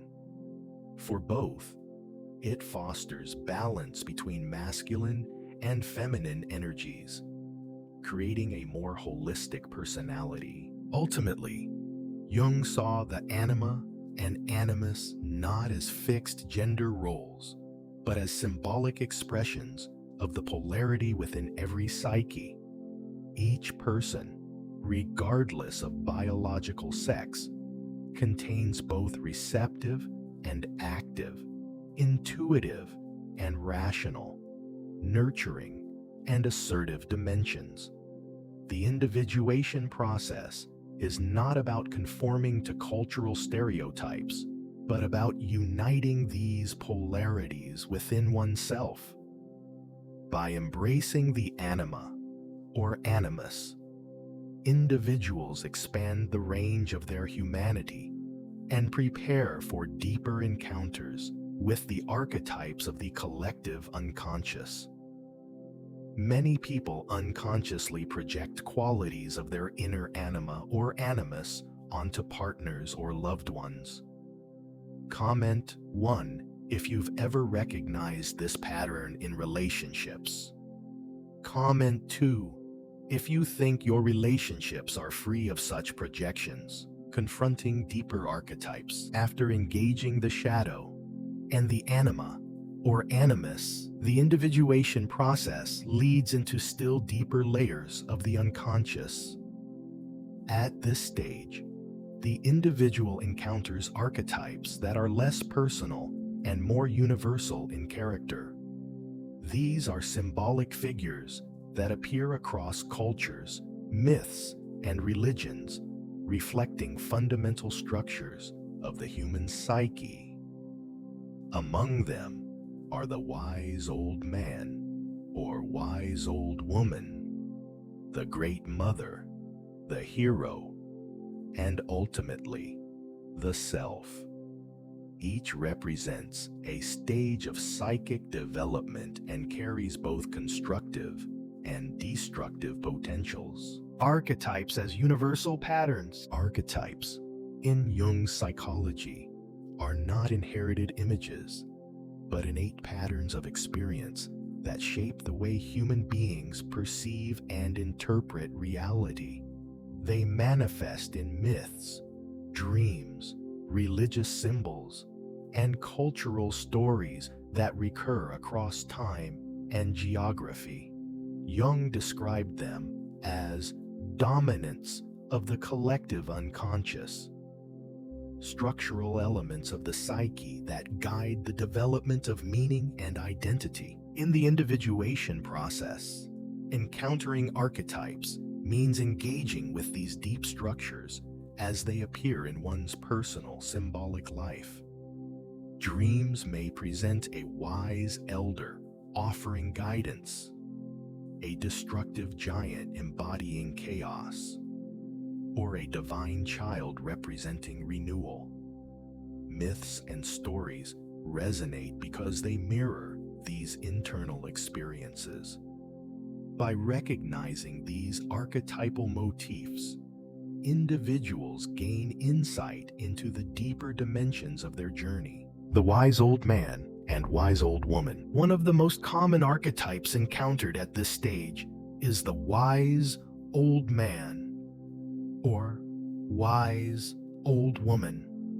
This figure embodies wisdom, insight, and spiritual guidance.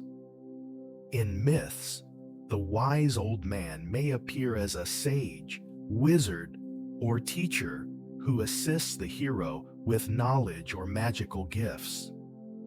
In dreams, he may offer advice, reveal hidden truths, or encourage perseverance. Yet the archetype is ambivalent. The positive aspect provides genuine wisdom, but the negative aspect can appear as a manipulative or authoritarian figure who misleads. Thus, the dreamer must learn discernment. True wisdom fosters autonomy and growth, while false wisdom enslaves or deceives. Jung stressed that engaging this archetype requires critical awareness, lest one fall prey to dogmatism or blind faith. The Great Mother, another profound archetype, is the Great Mother, who embodies both nurturing and destructive forces. On the one hand, she represents fertility, care, and protection.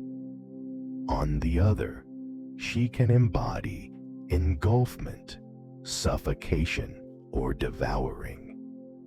The Great Mother's duality reflects the ambivalence of nature itself, the source of life, but also of death and decay. In the individuation process, encountering the Great Mother often involves confronting one's relationship to dependency, nourishment, and the feminine principle.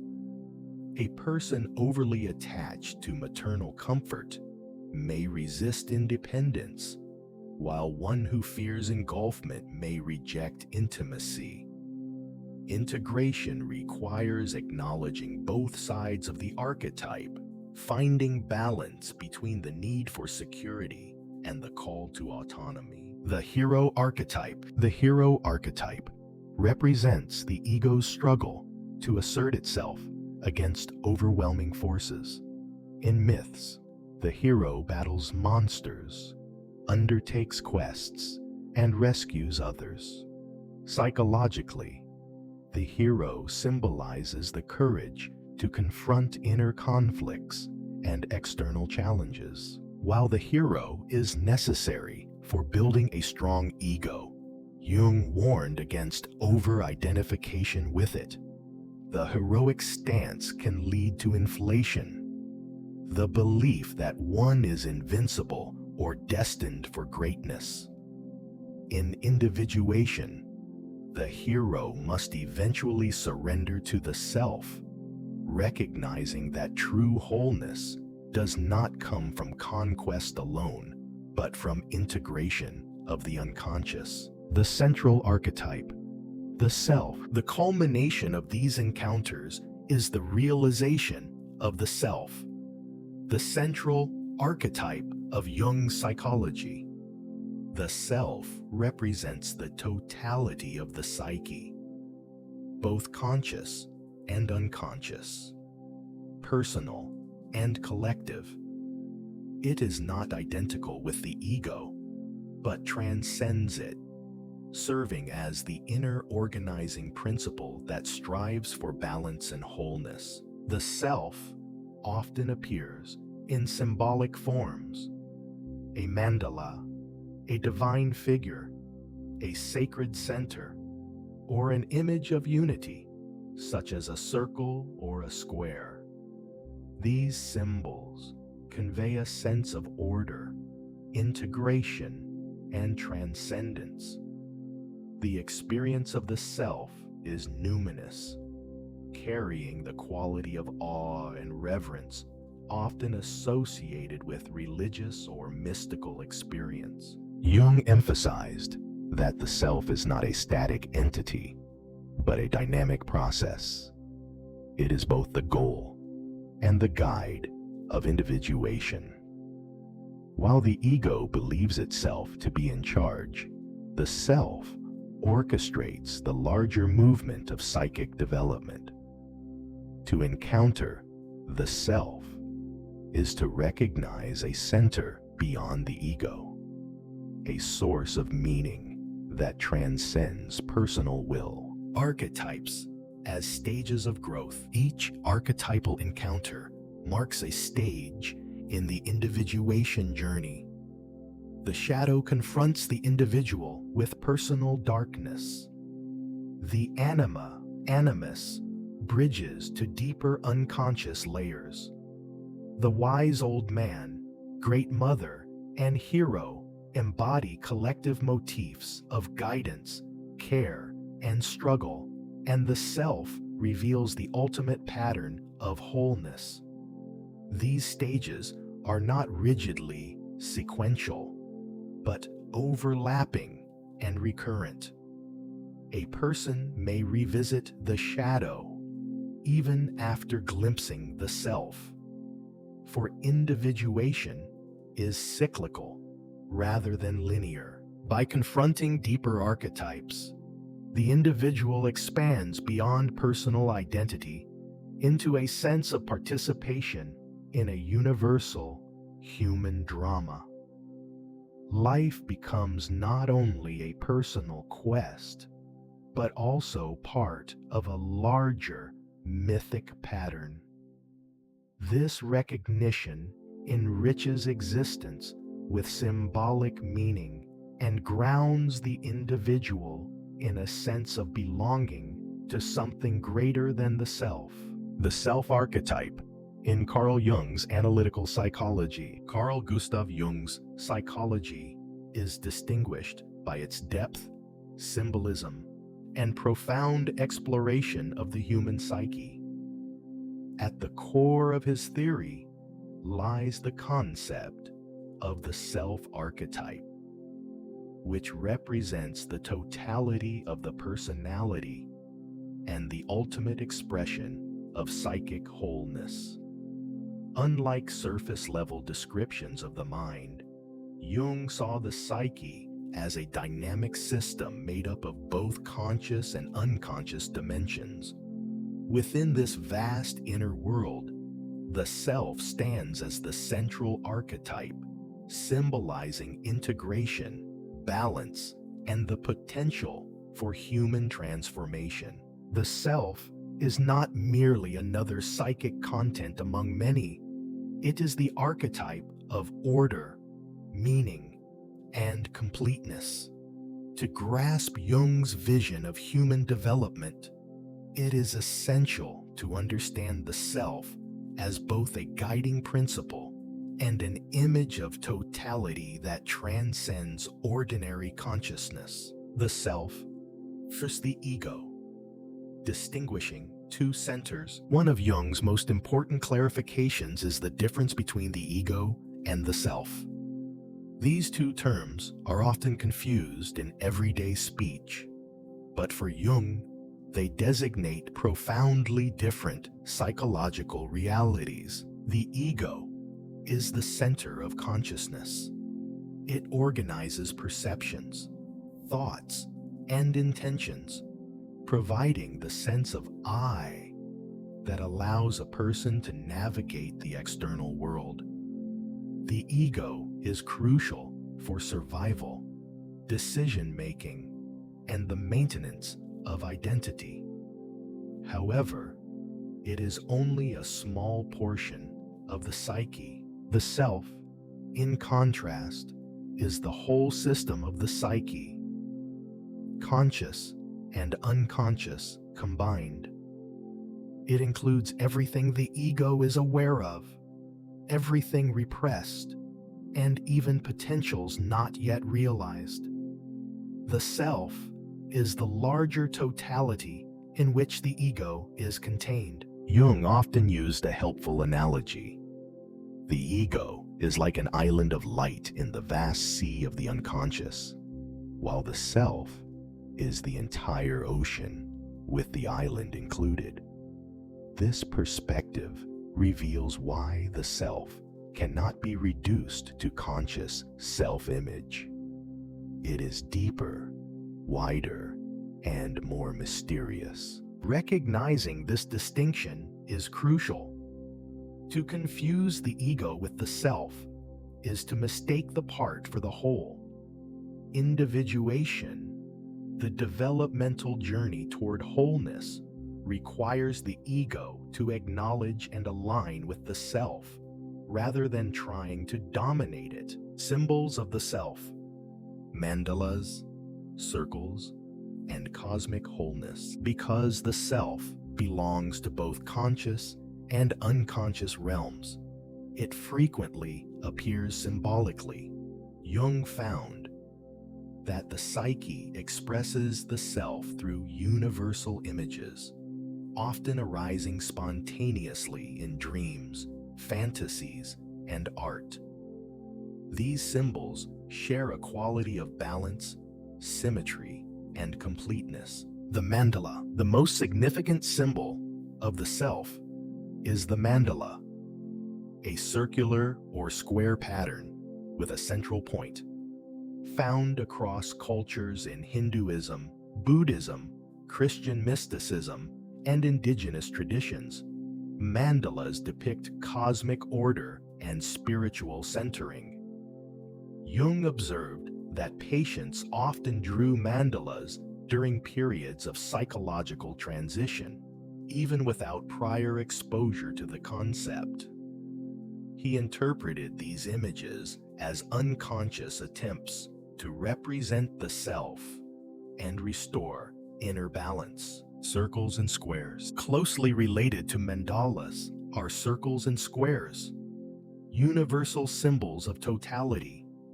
The circle suggests unity, eternity, and the cyclical nature of existence, while the square represents stability, groundedness, and earthly completeness. When combined, as in the squared circle, they express the reconciliation of opposites and the wholeness of the self.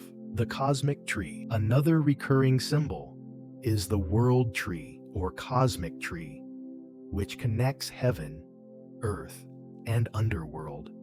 Jung saw this as an archetypal image of the self, representing vertical integration of all levels of being.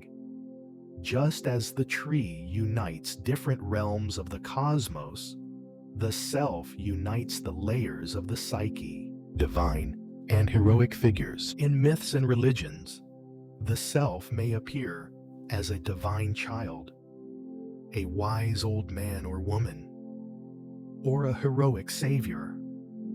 These figures embody the guiding and unifying function of the self. They are not literal predictions of outer deities, but symbolic expressions of the inner organizing principle, striving for wholeness. Manifestations in dreams, myths, and religions. The self is not an abstract philosophical construct. It reveals itself in the lived experiences of humanity, particularly through dreams, myths, and religious narratives. Dreams. In dreams, the self often takes symbolic form to compensate for the one-sidedness of consciousness. For example, a dream of a mandala may emerge during times of inner conflict, signaling the psyche's drive toward integration. Likewise, dreams of guiding figures or unifying images frequently indicate the self's presence. Myths and legends. Across world mythology, stories of cosmic harmony, sacred centers, or unifying heroes reflect the self archetype. Whether in the myth of the phoenix that renews itself, the Egyptian image of the sun god as a circle, or the Norse world tree Yggdrasil, humanity has projected the self onto cultural narratives that emphasize unity and transformation. Religious symbolism. Religions also abound with self-imagery. Jung considered religious symbols not as dogmas, but as archetypal expressions of psychic realities. The image of divine wholeness, cosmic order, or transcendent union reflects the self as the deepest center of the psyche. Practices of meditation, prayer, and ritual often revolve around centering, mirroring the self's role as the axis of the inner world. The self, as the orienting principle of individuation, central to Jung's psychology, is the process of individuation, the lifelong journey of becoming whole. Individuation involves integrating unconscious aspects of the psyche with conscious awareness, reconciling opposites such as masculine and feminine, shadow and persona, instinct and spirit. The self functions as the guiding principle in this journey. Jung described the self as a kind of inner compass or point of orientation that pulls the psyche toward integration. The self is not an external goal imposed from outside, but an innate potential within the psyche. Just as an acorn contains the blueprint of the oak tree, the psyche contains the archetype of the self, which draws the individual toward maturity and wholeness. Through individuation, the ego learns its rightful place, not as sovereign ruler, but as servant to the self. This alignment does not diminish individuality. On the contrary, it enriches it by connecting personal consciousness with the deeper ground of being, living in harmony.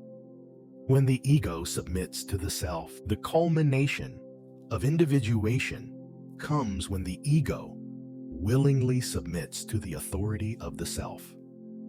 This does not mean annihilation of ego or passive surrender, but rather a conscious alignment of one's personal will with the deeper rhythms of the psyche. When the ego resists the self, life tends to feel fragmented, directionless, or filled with inner conflict. The individual may suffer from anxiety, alienation, or meaninglessness. But when the ego acknowledges the self as the higher ordering principle, the result is a sense of harmony, meaning, and purpose. Jung suggested that many existential crises stem from the ego's attempt to usurp the self's place. True psychological health arises only when the ego recognizes its role as a participant within the larger whole. In this state, life is no longer driven by compulsive desires or blind impulses, but guided by an inner sense of direction. The enduring relevance of the self-archetype. Carl Jung's concept of the self-archetype remains one of the most profound contributions to depth psychology. It offers a vision of the psyche not as a chaotic bundle of drives, but as a meaningful system oriented toward integration and wholeness. The self is the inner symbol of totality, distinct from the ego, represented by universal symbols such as mandalas and cosmic trees, and manifesting in dreams, myths, and religious traditions. It serves as the guiding principle of individuation, calling each person toward a fuller realization of their humanity. In a fragmented modern world, Jung's vision of the self provides an invaluable reminder. At the deepest level, human beings are are oriented toward unity, meaning, and harmony. To live in alignment with the self is to live authentically, to honor both the conscious ego and the vast depths of the unconscious in a dynamic, creative balance. And now, as our journey gently comes to rest, allow the stories to settle deep within you. The symbols, the whispers, the dreams, they belong to you now, quietly weaving themselves into your being. Breathe softly, release all that is heavy, and let the night hold you in its embrace. Sleep peacefully, knowing that the wisdom of your inner world will continue to guide you even as you dream. Jung's teachings remind us that the unconscious is always present, quietly shaping our lives. Comment 1 if you actively try to listen to your inner world.